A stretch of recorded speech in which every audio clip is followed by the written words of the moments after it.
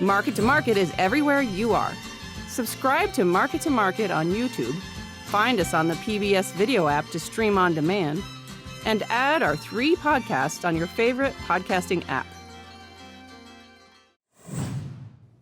Hey everybody, it's Paul Yeager, and this is the MTOM Show podcast, a production of Iowa PBS and the Market to Market TV show. You know, technology is something that's fascinating to me because A, you're watching this video or you're listening to it on your device, and oh wait, why am I showing you my device? I'm showing you an app called Farmmee. Think of radio tradio. I'm a huge fan of old radio. In fact, I go back to Marketplace a couple of weeks ago when I wore a Herb Tarlett coat, for heaven's sakes. I think the concept is wonderful. It is, I have something. Is there anybody else that wants it? It's the simple exchange of goods. And that's what this app does. It connects someone who might need some custom work done with someone who's looking for a little extra income. The app is called Farmmee. We're talking to the 3 women that started it. Molly Woodruff is the CEO. Cindy Rockwell is the Director of Business Development, and the Chief Technology Officer is Becky McCrae. The 3 of them know each other. In fact, it's their second project together. These entrepreneurs are going to talk about what inspires them, what has got them to make this product, and what's kept them up at night. Has it been the first part of this discussion, the middle part where they've launched the app, which is fairly new, or is it what comes next? Well, what comes next is this installment of the MTOM Show podcast. Enjoy. Molly, this is quite the group here that you have paired. How on earth did the 3 of you get together? So we actually met initially, Cindy and Becky actually met, and I'll kind of let them take that, but initially at a crop insurance company is where they met. And then I kind of came in the loop with, we have a software company as well called Applifts, and that's where I met Cindy and Becky. So it's the modern day networking of sorts, right? Yep. I mean, that's all fun. So Cindy and Becky, Cindy, who met each other first? I mean, did you go to Becky? Did Becky go to Cindy? Cindy, how did that work out? Yeah, so Molly gave a great lead in. So I would tell you that I Becky was working at a crop insurance company here in Des Moines, and I joined on as a consultant to run a huge project for them. And so Becky was my go-to girl. Let me just tell you, when like crap was hitting the fan, you know, or like, why can't this work? I'm like, I grew up in technology, but I've ran technology stuff and ran technology people, but I'm like not in the weeds. And would rely on Becky to be, oh, is this right? And why isn't this working? So Becky and I have known each other since, oh my gosh, Becky, what is it? 2009, something like that. 2009, 2010. So Becky, that's like pre-Twitter almost. That's a long time in the technology world, right? Yeah. So my background is technology by trade. I am a developer. I love the code. And so as Cindy mentioned, we met at a crop insurance company, and we were building some pretty big software there. Big software. So code. Tell me why. I'm not going to say why code, but what is it exciting about code for you? I'm always curious when coding people answer this question. It's all about solving problems. So it isn't necessarily about the knowledge of the different languages. You're solving pretty big problems every day. And so it's something new. It's challenging. It's just really fun. It's almost like being a detective. Molly, if you had to lean, more marketing, more coding, more sales, more IT, what's really your favorite to do here? Mine is probably more on the marketing sales side. I have an interesting background. I actually started my career in healthcare, got out, took some coding classes, and ended up in IT business. So more from a sales and management perspective is what I would say kind of my specialty is. I am not a coder by any means. All right, Cindy, I'm going to put you on the spot. Can Molly sell ice to Eskimos? Well, let's... Cindy can. Yeah, she'll laugh and say I can, because I'm the talker of the group. Let's be clear. Oh, so you're the salesperson of Ice to Eskimos. Is that how? I'm the talker of the group. So yeah.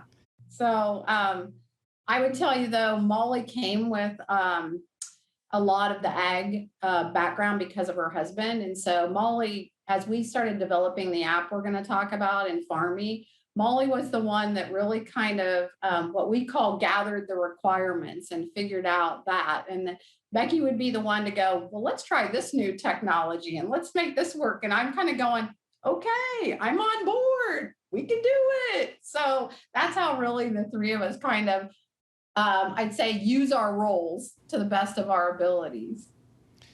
So Molly, the idea, I mean, you're listed as CEO on the headline. What's that mean in your eyes? How do you see yourself as a CEO? So I really just more see myself right now as helping to manage the app and any sort of kind of the interviews and things and managing the marketing from that perspective, as well as obviously with Becky and Cindy working through the app. And kind of more taking a focus on Farmmee specifically. So as Cindy kind of said, my husband and I live on the family farm and he farms for a living. So really my agriculture background comes from that. And then I've always had family that has lived on farms. So Molly, where's the farm? We are northeast of Indianola. Northeast of Indianola. Do you need rain right now as we record this? Are you good? We just got rain and we were part of that hailstorm that actually came through. So there's a fair amount of crop damage around us or in our area right now. And that's the hardest part of agriculture sometimes. You get to the point of, I was near your area on Saturday and I saw how dry it was getting and something like that happened. So you always know that a farmer needs something technologically that can help them. Let's put Farmmee into practical application right now. Is there any need that someone has? First, describe the product, and then let's use the real-time work of it. Yeah, so Farmmee is an app to help connect farmers with other farmers. So a way to streamline the process from saying, hey, I need help custom with any sort of custom work on my field, right?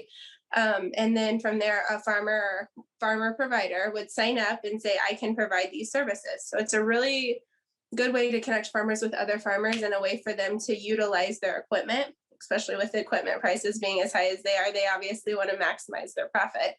So a way to maximize profit. So let's say right now, there were quite a few fields that around us that had hail damage, and specifically some of the beans were hit pretty hard and need replanted. So a farmer who might not have the equipment and might have had it custom planted before might have somebody who says, no, I'm not coming back to do it. So they would put in a request to say, hey, I need custom planting done ASAP and be matched with a service provider who could then come in and provide that service within a set location radius. Or I always like to use hay as a prime example too, with the storms coming in. So we do a lot of hay and I just mowed a whole field and it's dry, it's ready to go, but a bearing went out in my baler and rain's coming tomorrow. And so you'd be able to put into the app, hey, I need somebody to bale this, and then get somebody hopefully right away. All right, so Becky, I'm going to go from a technical standpoint because I always like the apps that give me real-time location of where something's at. Am I getting notifications of something nearby, or am I having to look at did you have to design, how does that, if it is in Indianola, Iowa, but I'm near there or not near there, how do I know about this pairing? How'd you have to code that together or match that technologically? You're putting in where you're located at, so you can actually pinpoint the location of the field itself, not necessarily the address of where the farmer lives. And then that will do a geolocation match to the service providers who are willing to travel the distance to get there. Okay. And is that easy technology to put together? Easy to use. We'll say that, right? Behind the scenes, there's a lot going on, but essentially our goal is, as a user, we make that as streamlined and as easy as possible to use. anymore, I mean, if I was doing custom, let's say spraying at a field, I've had it where the sprayer goes to the wrong field. I mean, so that pinpoint is crucial, right? Exactly. And that's why we wanted it focused on the very specific field that you're looking to have serviced. So Cindy, how'd you first roll this thing out where you're trying to, I mean, sure, neighbors work, but you got to get beyond neighbors. How do you roll this thing to get people on both sides of what you need? Absolutely. So what we did is we actually launched on both. It was interesting as we went out and talked to farmers prior to kind of doing our market research. We really found that it was weird. Half had apples, half had a Samsung. So we ended up rolling on both platforms. Google's faster to roll on than Apple is. So within a 2-week period, though, we had everything rolled to both. And what happened was we knew early on we needed to have the correct marketing and PR set up, ready to go to, in other words, find the right people. So a lot of the times, obviously, as we're early on, even though we've got over 150 subscribers already, we are trying to, again, pinpoint and find the right providers with the right farmers. And, it's all of a sudden it's blown nationally. So we aren't just in Iowa. We aren't in Iowa anymore, sort of thing. So what we're doing is really using a lot of customer service behind the scenes and a lot of our networking and PR and marketing to really try to build the pipeline, is what I'm going to call it, as fast as possible. So Molly, when did the market research start to get to this point? I mean, is this a project you were able to roll out in a year, or was this 5 years ago? So we really did market research back in March of 2020. We all had came up probably in January of that year and came up with a kind of a different idea prior to that. And then we went out to farmers that we know across Iowa and just kind of asked them what they were looking for. And they were really looking for a way to connect with other farmers because yeah, I might know my neighbor, and he might have the piece of equipment that I need, but he's probably using it at the exact same time that I am. So how do I connect with somebody else who's maybe that piece of equipment's just sitting? Was kind of the response that we got kind of across the board as recommendation. So you said March of 2020. Something happened at that point in the world. I just don't seem to remember exactly what it was. You're trying to launch something in a time when we were separated but yet connected. I mean, in a way, it almost timed out pretty good for you in the sense of, right? Or am I misreading that? Yeah, so we are very good and well-versed, I would say, at working remotely, especially from a technology perspective. So it's a way to use technology to connect, right? And so with everything and all the changes in the last year and a half or so in the world, it really reiterated to people, I think, that they can do a lot of things remotely and connect using technology in the world that we live in. And that technology is kind of key to everyday functionality anymore. Becky, I'm going to guess when I do anything technical and I'm in the building of doing what I'm trying to do, I don't always feel that that's the best test ground. Was that trial by fire of everybody being remote and far away a good test for all of your technology that you're trying to sync up? Does that question make any sense, Becky? Well, like Molly said, we're actually pretty well versed in working with a diverse team that is remote and not all in one central location under the same roof. And so I feel like we had already figured out how to work together with people that weren't under the same roof. So when we were coming together to build Farmmee, it really wasn't an adjustment for us. It was more like, who do we need to team up with, and making sure we connect. We had, weekly meetings, using, Microsoft Teams, right? So the technology that we already could bring us together. Cindy, for sales purposes, marketing purposes, business development purposes, I mean, you maybe had the biggest curve of trying to meet with customers and providers, right? Yeah, I think it's been interesting, I would tell you. One, just in general, right? Of like Farm Progress Show got canceled last year, and just even some of the things that I think normally as you'd be rolling something, you'd look at certain things where you could be in people's face, right? In a way where you could introduce yourself and those sorts of things. So instead, I would tell you, because it's an app, with Farmy being a true app, I think we've looked at it, even with our PR team, very differently and said, okay, we can't be face to face, no different than we are with our other business. It's back to how do we maximize that in a different way.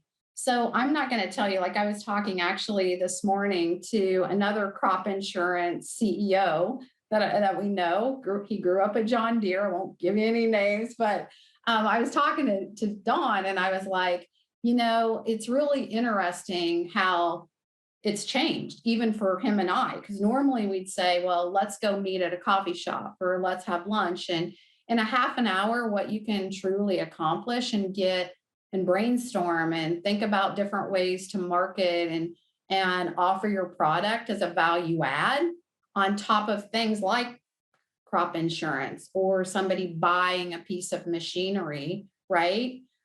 Is really interesting to kind of start to take a different look at how does business development work and how do you generate sales.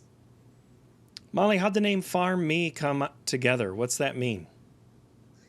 So when we initially decided to create Farmmee, we kind of went out and were trying to play around with some different names that had farm in them. And somehow, I think Cindy actually is the one who came up with kind of the list and came up with Farmmee. So I don't know if Cindy has any more input there, but we were just kind of playing around with some different versions of names with farm in them that had all of the criteria that we wanted and the check boxes met, and Farmmee was where we landed. Cindy, is that how you recall it? Yeah, what I would say is, it has to be easy. At the end of the day, one word is a good thing, right? So at the end of the day, we kind of looked at different things in Farmmee, and then we also kind of, bounced it off a few people again as farmers, right? Like, how easy is this? And does it make sense? And all of the things that you should do from that perspective. So Farmmee stuck, let's put it that way. And I think it rolls off the tongue pretty easily. I'll add one thing to that too. As you're looking to set up your company, you're looking at the domain names that are available. And so, making sure everybody can hit your website and, you can get all of the proprietary, URLs that you need to run your company is actually pretty important these days. Becky, you Ohio native. Do I have that right? You're here in Iowa. Do you have one of those stickers that says captive yet? From the t-shirt shop? No? Okay. But how different view your home state versus your current state? How do the farmers in those two view technology and how willing they are to adapt things?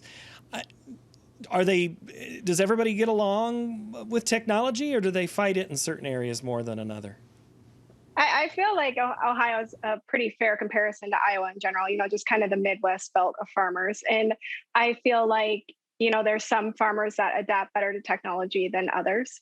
And so I think you're going to have that regardless of most of the Midwest states that you're in. So it's really why we put a focus on the Farmmee user interface and just getting through everything to be as simple as possible, because as soon as it's complicated or it makes their job harder, they're out. And so we really wanted to focus on like, I need help or I can provide help, like done. Like it's easy to set up and use. Yeah. And then Becky, did you always think coding IT was something you wanted to do?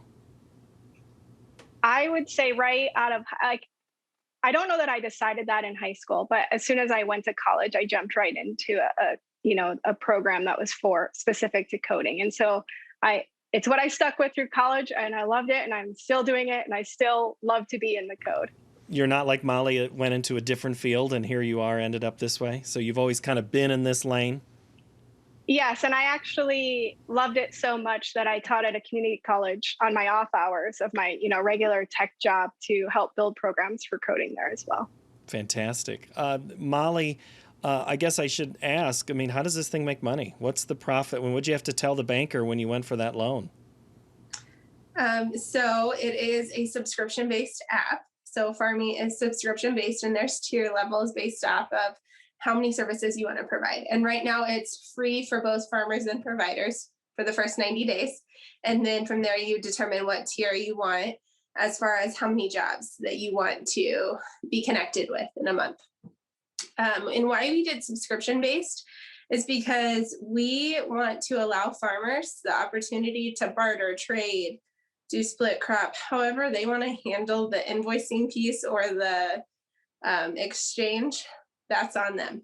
So say, I'm going to say Joe down the road wants to say, oh, I'll give you a beef for doing X work, or I want to split hay 50-50.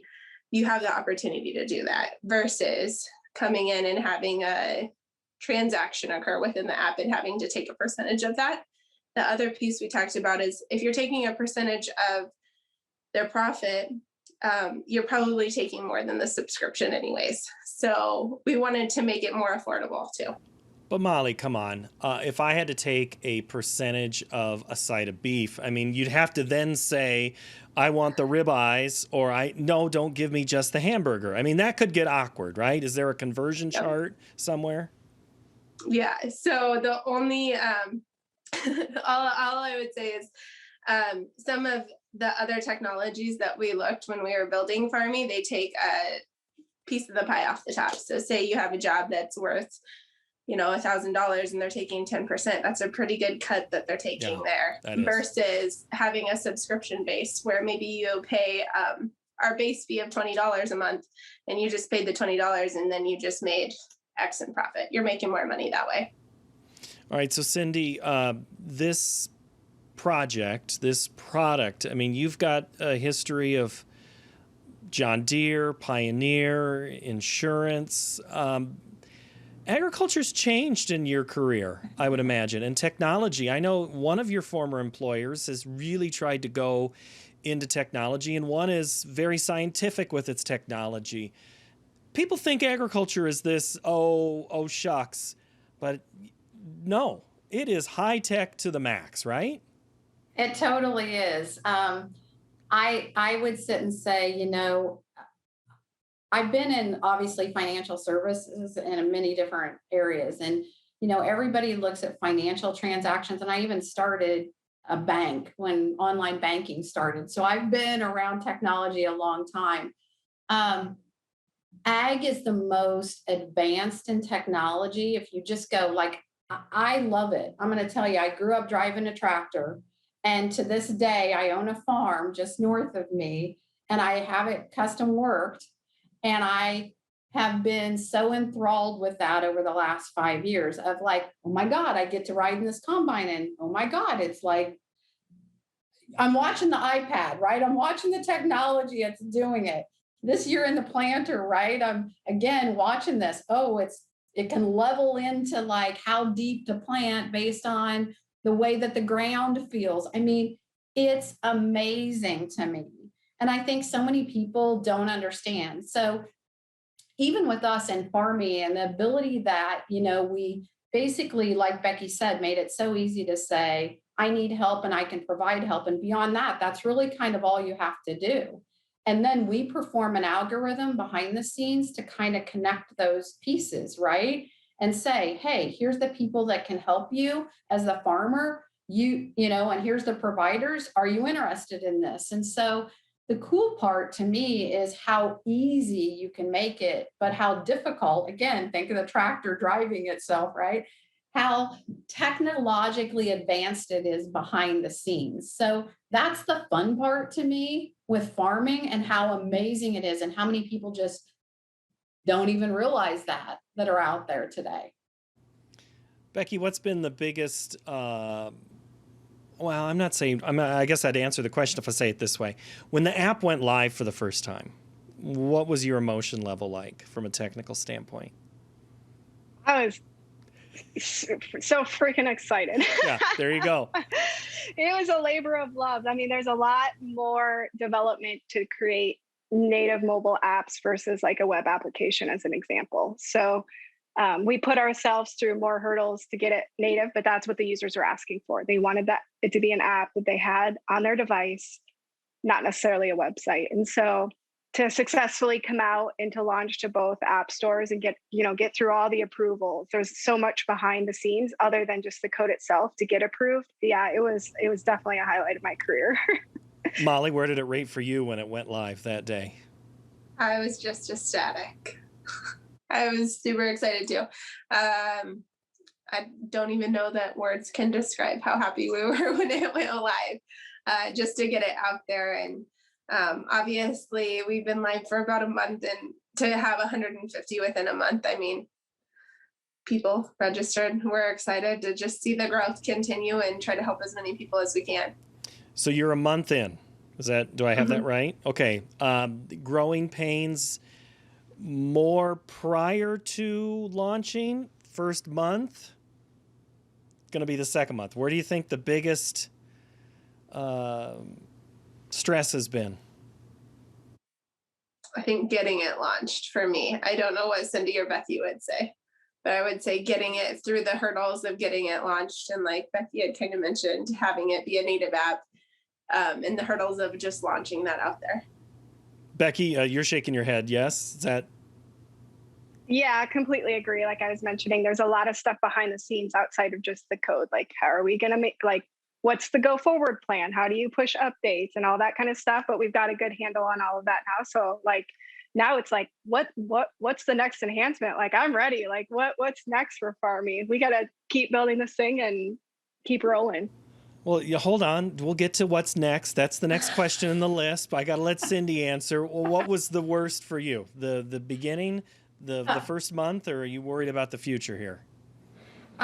So this is the second software company that I've built and ran. So I'm going to tell you, being a startup, we have self-funded this out of our other company that the three of us own. And so when we talked about it, right, over the last year building it, we really did it off the side of our we did it on the weekends, and we did it kind of as an adjunct. And one is I was poking my eye out at the end going, are we ever going to get this thing done? Like, it has to be perfect. And it's been great. So, kudos to us, team, and our team behind us. But I obviously am always concerned when it comes down to getting enough people signed up, right? Acceptance, buy-in, right?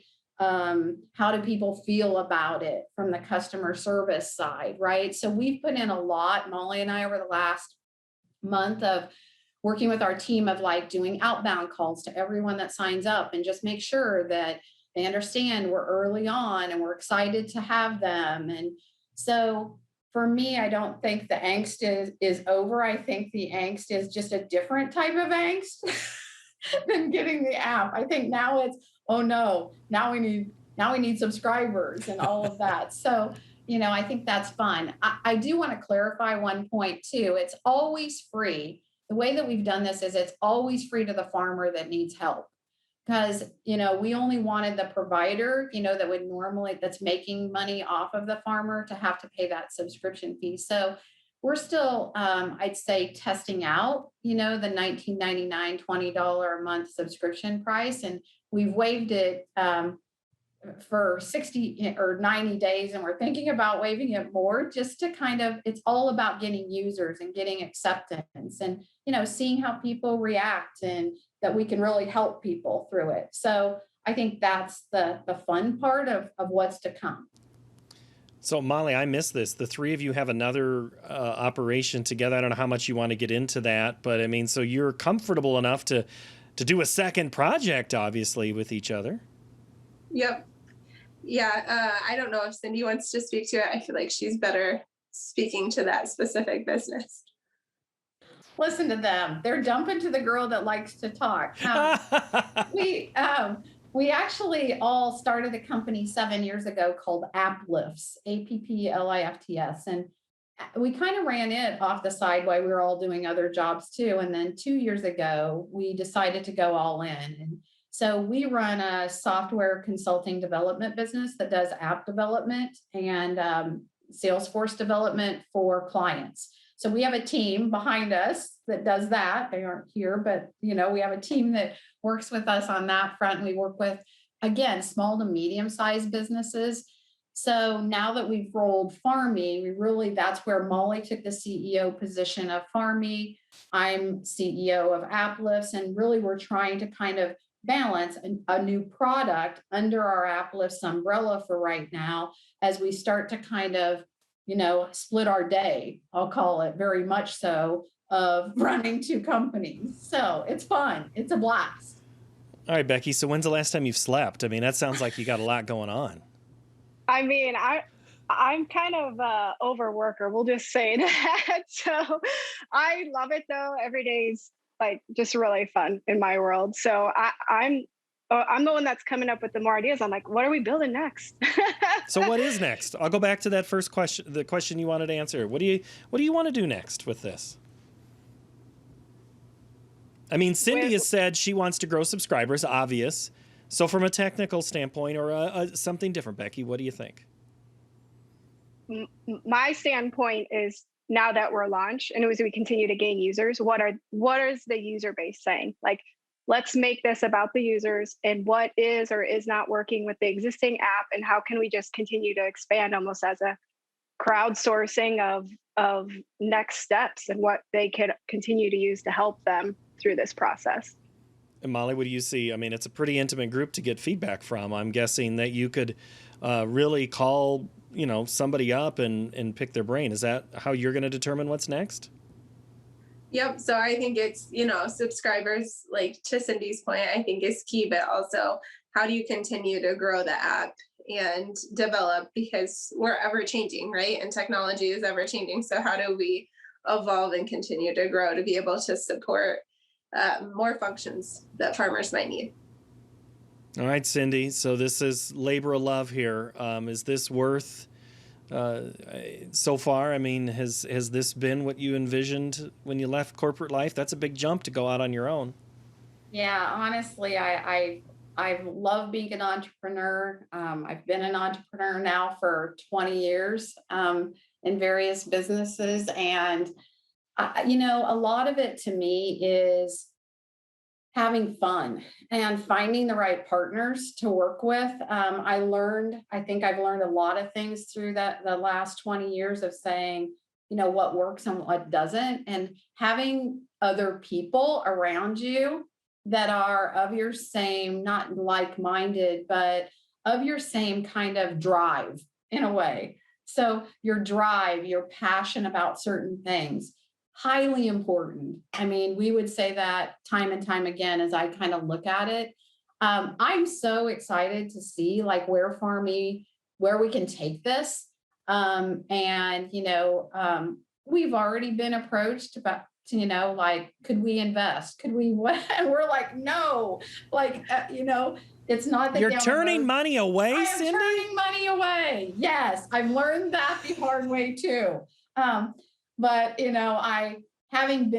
Becky's been in the startup world around Des Moines, so have I. And it's kind of one of those of, we love being in the startup mode, but we kind of want to drive this train ourselves for a little while and get it on the right path and then kind of, see where it can go, because we think that with our backgrounds, having done so many different things with our backgrounds today, that, let's drive this train and let's get subscribers and let's make a difference and see where we can take it from there by ourselves. And then we'll look at that influx if we need it. How about that? That's fair. Cindy's already answered this, Becky, that she's an entrepreneur. Molly, I'm going to say I assume you consider yourself an entrepreneur. But Becky, do you consider, because again, I ask these questions because I don't think the way you do. I think more the way Molly and Cindy do. So I can understand thinking entrepreneur-like. Do you consider yourself an entrepreneur, Becky? Yes, I do. And it kind of comes back to how Cindy and I met when we were both kind of working for a I call it a medium-sized company. And I believe it was over some chips and salsa. And I was like, Cindy, we got to start something. So my mind is always like, what's the idea? What can we start? And so that's really kind of where Apples was born. And I'm still to that day, like, what's the project? What are we going to do? What are we going to push out to the world? All right, Molly. So this has it been worth it so far? I mean, you can't say no. I know that's a dumb question, but this has obviously been yes. You better say yes. Otherwise, Cindy and Becky Absolutely, yes. we might lose their signal. What's been the greatest part of this so far? In the whole realm of creating the app and Farmmee in general, is that what you're referring to? Yeah. Just to clarify. I would say just learning along the way and getting Farmmee launched, I think, was the biggest thing. All right, Molly, I appreciate your time. That's Molly Woodruff, Cindy Rockwell, and Becky McCrae. Ladies, thank you so very much. Best to you as you move forward on this project, and I can't wait to see what happens next. Thank you all. Hey, thanks, Thank you. Paul. Great to meet you. Thank you. If you have any feedback for me, hit me up at markettomarket@iowapbs.org. I'm Paul Yeager. Thanks for watching, listening, or reading. We'll see you next time.